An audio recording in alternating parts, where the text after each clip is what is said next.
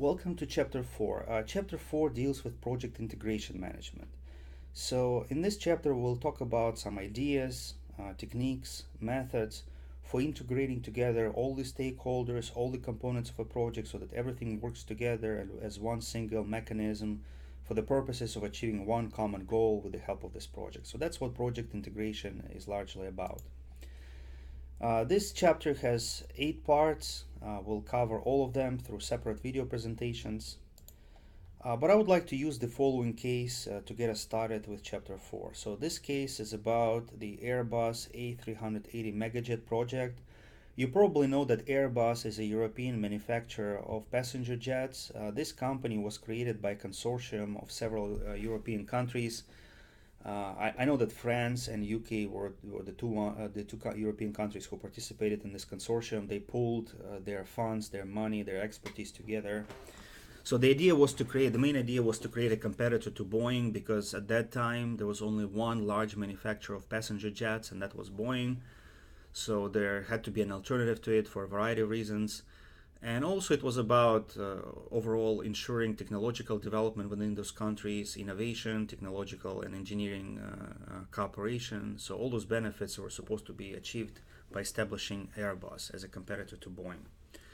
So this mini case is about the Airbus A380 Megajet project that was 2 years behind schedule in October 2006. Giving the timeline, I think this Megajet, this passenger jet, was supposed to compete with Boeing 787, because that was approximately the time when Boeing was planning to release it. So because of the delay, the parent company was facing an expected loss of $6.1 billion over the next 4 years. So what was the main reason of the delay? Well, pause this video and then read this paragraph and try to answer the following question. What was the main issue? What was the main issue in this project? Now, the example that you'll read here, in my opinion, is just like a small example or indicator of a much deeper, bigger problem that was happening at Airbus. So pause this video for a minute and think about it. What was going on during this project? What was wrong? Why there was such a delay?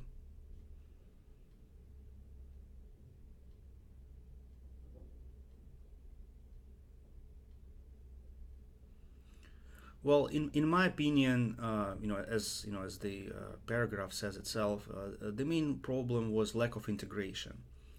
If you ever watched a documentary about about the creation of Boeing 777, oh, by the way, there's also a documentary about this specific project, and I posted a YouTube link to our Canvas page. It has 5 parts.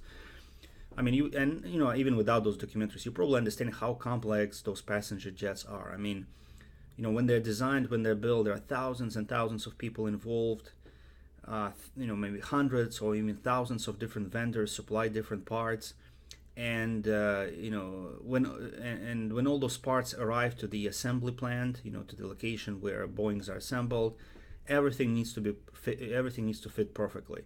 If any component doesn't fit, even as simple as a door handle, there's something wrong with the door handle and it doesn't fit perfectly, and there are some issues opening the door, that's already a big safety concern, right? So everything needs to fit perfectly. So the question becomes, how do you ensure this kind of integration to make sure that all vendors talk to each other, that all parts align at the design stage, they're designed in a way where all those parts can work together.